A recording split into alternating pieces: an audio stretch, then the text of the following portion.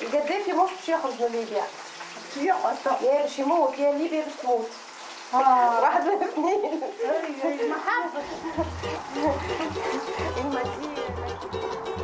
Il était dans le taxi. Le taxiste m'a dit ah voilà enfin il nous parle.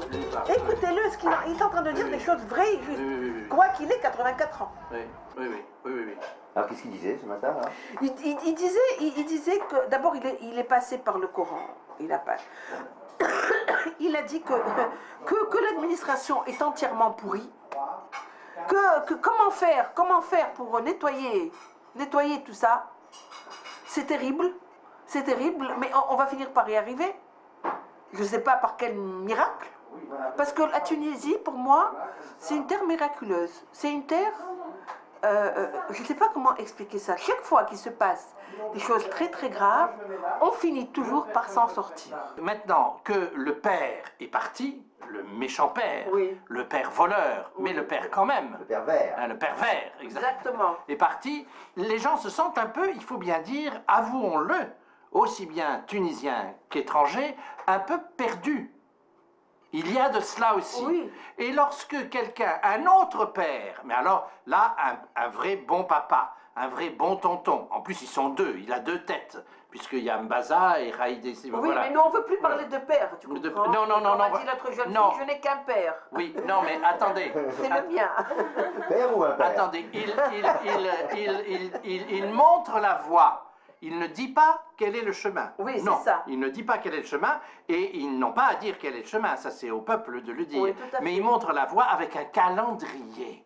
Et c'est ce calendrier-là... Voilà, c'est ce qu'on n'a pas fait Ranouchi. Voilà, où on sait où on va. Ça y est, le 24 juillet, ça y est, il y a un calendrier. Hein, donc le temps est de nouveau maîtrisé. On ne sait même pas vivre un jour cette révolution-là. On était tellement désespérés de voir ça. Pour nous, c'est une renaissance.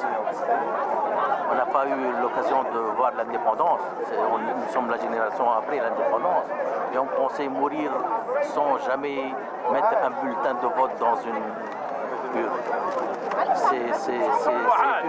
Nous vivons, c'est une nouvelle vie pour nous. C'est quelque chose d'extraordinaire, c'est indescriptible. C'est la liesse populaire à Tunis. Ah oui. Les gens sautent, klaxonnent. C'est pas vrai. Je vous assure, c'est presque l'ambiance de l'indépendance. Ah mais ça alors là... C'est incroyable. Ah, oui. Mais parce qu'il a... Alors ce qui fait plaisir, c'est de voir ces gamins qui ont occupé la Casbah pendant maintenant 13 jours. Plus même. Et qui sont en train de nettoyer, de laver, de balayer. D'embrasser tous ceux qui passent dans la rue, de se mettre d'accord avec les protestataires de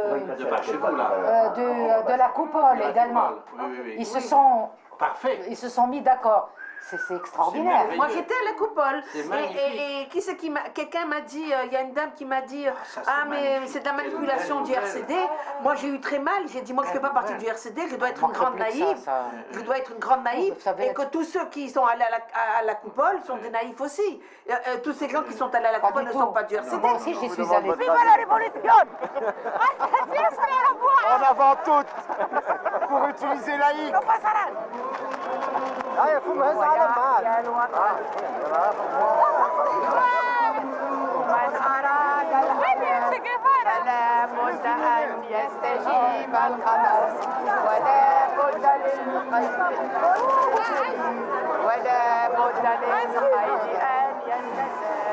Bon, nous, à la librairie, c'est vrai, la librairie Al-Kitab est sur l'avenue Bourguiba, donc on a vécu à partir du moment où ça a touché Tunis, la grande manifestation du 14 janvier, c'était extraordinaire, c'était vraiment très émouvant en même temps parce que on a vu toutes les tranches de la population se soulever. C'était de l'ouvrier, du petit employé, au PDG, aux chambres d'entreprise,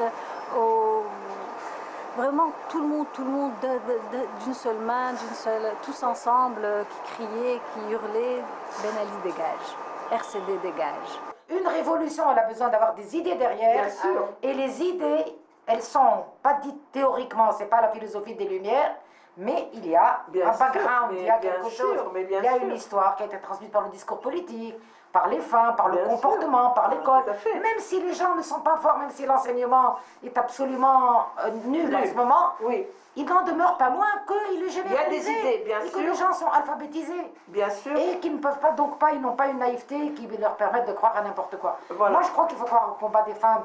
Que les femmes tunisiennes ont le courage d'être filles mères. Elles ont le courage de protester quand elles sont violées. Les femmes violées dans les autres pays du monde arabe, elles ne parlent pas.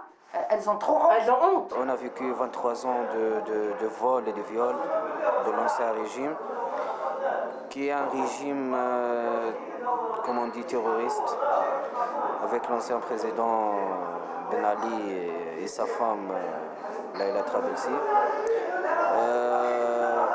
Maintenant, on sent mieux, moralement, on sent mieux. Il faut éliminer le capitalisme, c'est-à-dire le capital et tout.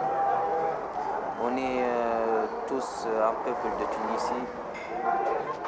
La Tunisie mérite mieux que ça.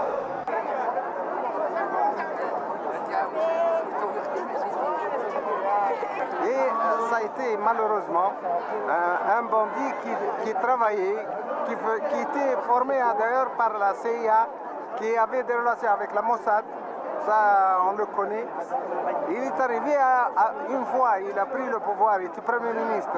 Bourguiba a voulu le changer après un mois, alors lui il a décidé d'éliminer Bourguiba dans les 24 heures. C'est parce que l'économie tunisienne est devenue, avec les privatisations, les programmes d'ajustement structurel, est devenue pratiquement une économie familiale. C'est la famille de Ben Ali et leurs proches qui ont mis la main sur les centres névralgiques de l'économie tunisienne. Mais il faut remarquer que c'est en rapport aussi avec le capital étranger, avec les presque 3000 sociétés étrangères, dont 1250 sociétés françaises. Ça va aller, on fait la révolution, mais une révolution dans la joie et la bonne humeur. On est chacun face à nos balustrades et voilà. Donc ça, moi, je trouve que c'est le grand point d'interrogation, mais qui en même temps reflète bien l'état d'esprit du moment. On ne sait pas, on sait pas, on voudrait. Et on voudrait avec des tensions qui sont quand même bien réelles. Voilà, la grande supercherie du régime Ben Ali, c'est d'avoir vendu, et terriblement bien vendu, puisque ça perdure encore aujourd'hui, y compris de l'autre côté de la Méditerranée, le fait que les jeunes Tunisiens sont des jeunes diplômés. Alors il faut quand même savoir que les 3/4 des jeunes qui sortent du secondaire ne sont pas diplômés. Donc il nous reste très très peu de gens diplômés et le secondaire, c'est cassé la figure. Les niveaux se sont effondrés. Les Tunisiens ont montré depuis toujours qu'ils étaient capables. On a été une grande civilisation. Et aujourd'hui on retrouve nos racines. Et on veut retrouver nos racines et notre identité. La Tunisie, c'était Carthage. La Tunisie, les Fatimides sont partis de Tunis pour fonder le Caire. On n'oublie pas. La première démocratie, c'était du temps de Carthage. Ça non plus, on ne l'oublie pas. Et il faut qu'on le revendique, il faut qu'on l'intègre à notre identité nationale. Qu'on ne dise pas, qu'on arrête de dire que la Tunisie est uniquement arabo-musulmane, ce qu'on nous a rabâché pendant 50 ans. Et c'est ce qui posait problème, parce que les Arabes nous rejettent, on n'est pas vraiment Arabes. L'Occident nous rejette, parce qu'on n'est pas non plus occidentaux. Donc le Tunisien se trouvait un petit peu déchiré dans ce sens, parce qu'il avait la tête baissée, les épaules courbées. Je vous dis que je suis producteur à la radio et à la télé. Et ça m'est arrivé plusieurs fois à dire, sur antenne, à dire que ces jeunes-là, avec des boucles d'oreilles et des pantalons qui tombent sur les fesses, comment pourrais-je, moi, en avoir confiance pour l'avenir de la Tunisie? J'ai dit ça plusieurs fois. Voilà. C'est vrai. Et j'avoue cela, je l'avoue. Parce que... Et un jour, j'ai fait une crème, un soufflé de chocolat, et je partageais ça entre les jeunes. Et quelqu'un a mis la main sur mon épaule, m'a dit, est-ce que maintenant encore vous pouvez dire que ces jeunes sont des bons à rien? le travail, pour l'étude. Il faut continuer notre vie. C'est ça la révolution, c'est pas d'être toujours mobilisé. Cette révolution est obligée de réussir, elle réussira. Parce que tout le monde est avec cette révolution, tout le monde appuie cette révolution. Bon, il y a certainement quelques problèmes de la part de certains responsables qui voulaient accaparer cette révolution, ils ne l'auront pas. Nous battrons tous pour éliminer ces gens qui veulent profiter et prendre l'étendard de la révolution de la jeunesse tunisienne. Moi, je suis allée à la coupole avec le chauffeur de mon fils qui est de Sidi Bouzid et avec la femme de ménage de mon fils qui est de Aindra et l'autre, je ne sais plus de quelle région elle est. Alors, me dire que c'est bourgeois à la coupole, c'est pas vrai. Attendez, la bourgeoisie de Tunis, elle n'existe plus comme depuis très très longtemps. Il y a une nouvelle bourgeoisie. Vous avez bien placé, je crois, pour le savoir. Ce sont les gens qui ont fait des études et pour lesquels les études ont été un ascenseur social. Voilà. Ce sont ces gens-là. Et ce que l'indépendance a réussi à faire, j'espère que la révolution va l'améliorer davantage et que ces jeunes démunis vont arriver à avoir le niveau social des gens de la coupole. Moi, je pense que c'est un visage de la Tunisie extrêmement intéressant. Et donc, je pense que c'est bien qu'on y manifeste à ce niveau. Les gens qui sont là-bas, c'est des gens qui n'ont pas de travail, qui veulent avoir le même rythme de vie qu'on est en train de mener, nous qui travaillons. Donc, ils ont tout à fait le droit d'y rester et de manifester. Ici, les Al-Qob, c'est des gens qui ont leur propre travail, donc ils sont rémunérés à la fin du mois, ils peuvent se permettre de nourrir, de fonder une famille, de nourrir et tout ça. Je peux vous dire que s'il y a une révolution en Tunisie, même si on dit que c'est une révolution née spontanément, éclatement de la jeunesse, il y a un travail qui remonte très loin. Très loin. Entre autres celui des femmes. Et à mon avis, il a été surtout. Ces révoltes individuelles, bien sûr, elles existent. Maintenant, vous pouvez aller dans n'importe quel milieu, vous allez voir comme les femmes se battent. Comme les femmes se battent, vous allez voir des gens analphabètes, des femmes de ménage, ou n'importe qui, les femmes se battent. Elles se battent pour leurs enfants. Et elles ont transmis ça à leurs enfants. Pour leur liberté. Et si elles n'ont pas la possibilité d'exprimer intellectuellement, elles doivent exprimer oui, en pratique, elles le font. Elle est en train de travailler sur surveillance, n'est-ce pas, donc, du peuple.